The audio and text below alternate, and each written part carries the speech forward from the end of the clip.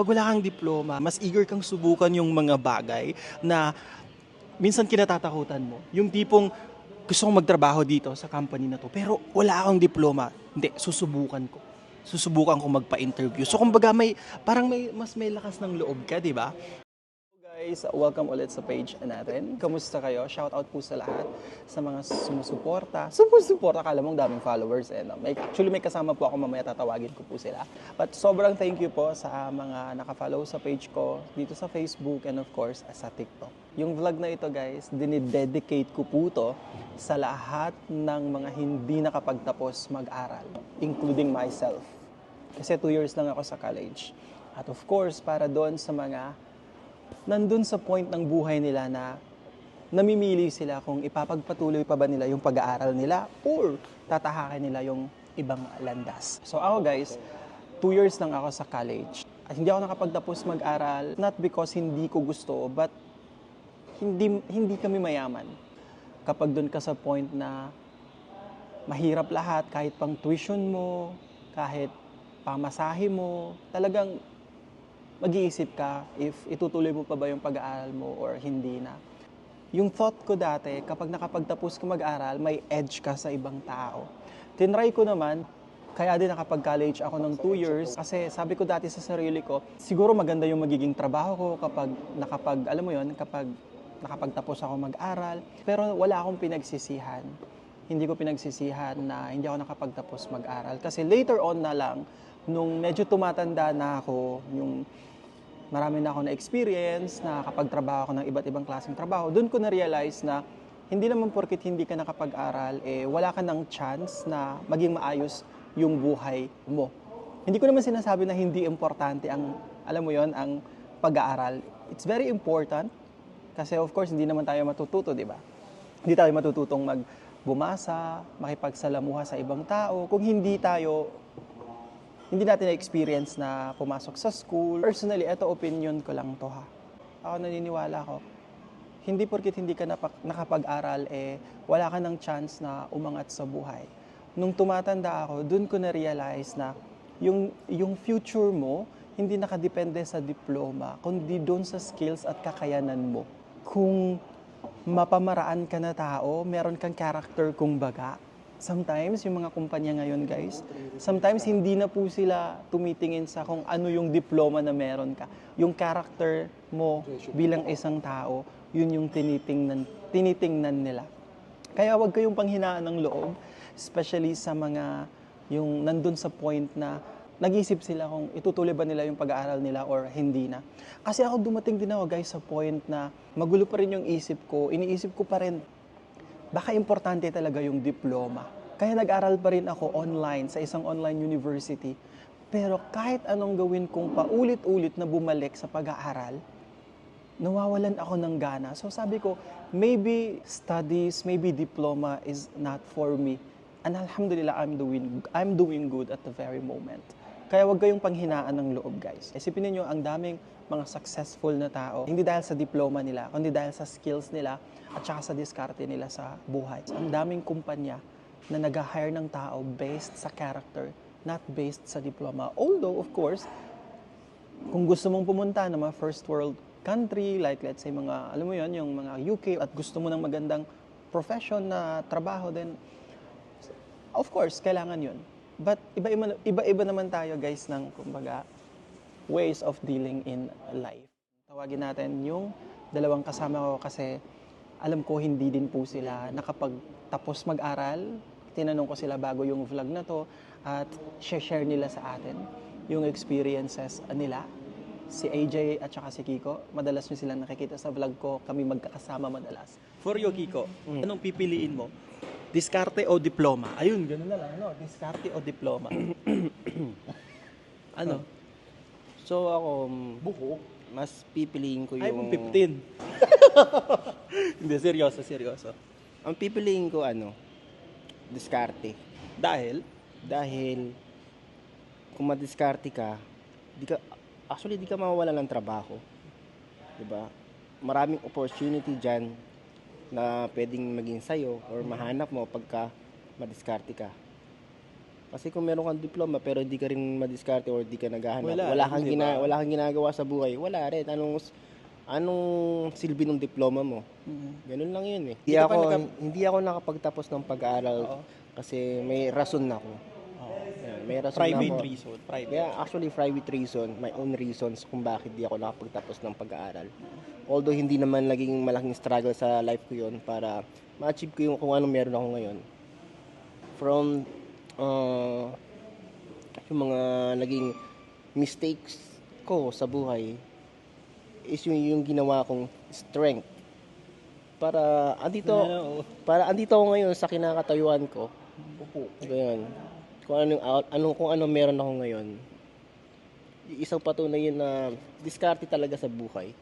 Gamitin mo yung skills mo, yung experience mo, tsaka isama mo na yung siyempre attitude kasi kung may attitude ka sa tulad nating mga OFW, hindi ka magtatagal sa isang company. Kailangan matatag ka. Hindi ka balat sibuyas. AJ, alam ko, tinanong kita bago yung live, sabi mo hindi ka rin nakapagtapos mag-aral, di ba? So, sabi mo kanina, diskarte. Hello, yan, may mga friends tayo na dumating. Sabi mo, di ba, diskarte over diploma? So, ayan. Siyempre, diskarte din ako. Hindi rin ako nakapagtapos na mag-aral. Dahil, ano yung reason mo bakit hindi ka na is it kasi may reason na ginusto mo kahit may panggastos ka naman at may reason na alam mo yon, it's either wala kang panggastos kaya hindi ka nakapag-aral. Nawala ng trabaho yung nanay ko kasi that time. Tapos nung may mga kasi nalagaan yung tatay ko naman na mga yung tatay ko na lang yung nagtatrabaho noon.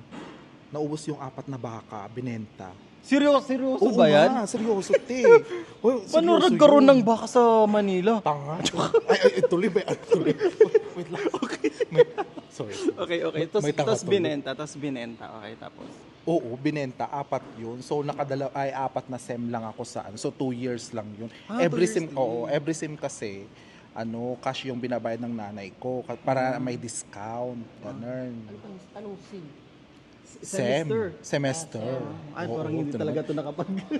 Oo, hindi talaga ako Okay, nakapagtapos. tapos ayun. So, ibig sabihin, tawag Hindi talaga ako dito, hindi nakapagtapos. ka Nung pa nakapagtapos dahil Sa financial problem. Yes, exactly. Ganun. So, nung naubos nga yung baka namin, na binenta lahat-lahat ganyan, sabi ng nanay ko, nak, mag-stop ka na. Wala na tayong baka, ikaw na lang yung baka. Wala na tayo ibebentang baka. Kaya sabi mo, ma... So true, wala na. hindi, seryoso. Ligwak ganun. So, ikaw, wala kang pinagsisisihan kahit hindi ka nakapagtapos mag-aral. Wala Mayroon ka bang naman. hindi, guys, kasi sometimes may parang nag-hold tayo na, katulad sa akin dati, na sabi ko nga kanina na kahit nandun ako sa point na nakakapagtrabaho ako ng maayos, may some part pa rin sa akin ba na nagsasabi na parang mas maganda kung may diploma ka.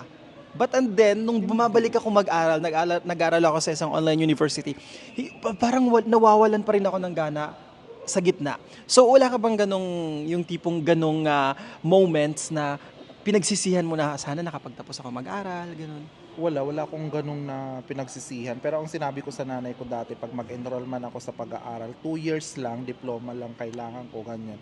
Para makatulong ako kaagad-agad sa inyo, kako sa kanya. Ayaw nila, pinagalitan ako, hindi, mag 4 years ka, ganyan trabaho. Although guys, hindi kami nakapagtapos mag-aral lahat.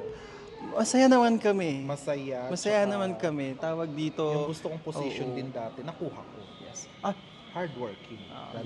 Si ikaw bro, Kiko, wala ka rin pinagsisisihan, wala ka bang mga sometimes na sinasabi mo sa sarili mo na, nga no, sana kung nakapagtapos ako, dapat ganito yung work ko, dapat, alam mo yun, may mga moments na ganun. Nung una, yung naranasan ko yung mga paghihirap sa trabaho, lalo na yung crew pa lang ako. As in, crew pa lang ako, parang sobrang hirap ng trabaho.